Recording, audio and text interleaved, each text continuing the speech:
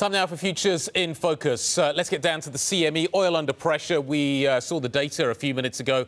We're waiting to see what's going to happen this weekend with the G20. We're going to have some of the big heavyweights in Argentina. Then we've got the OPEC meeting coming up. Bob Iaccino of Path Trading Partners joins us now from the CME. Bob, what did they make of the data down there, the EPA data and the build that we saw? And what's the positioning like going into the G20?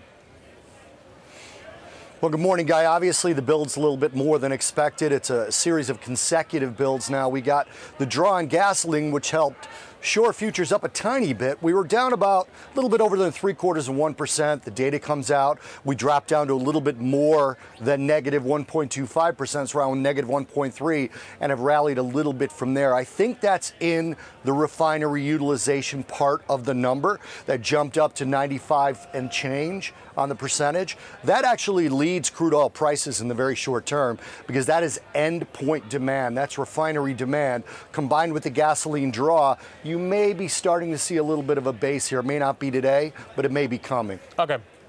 Bob, what's the positioning like ahead of Powell? What are people saying he's expected to say?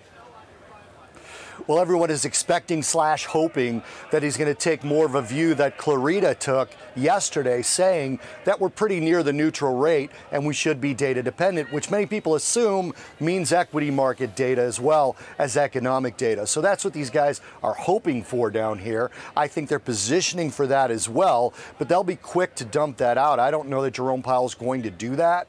It's almost a contradiction when you saw that a few weeks back. He talked about not knowing where neutral was. Then his vice chair says we're close to neutral.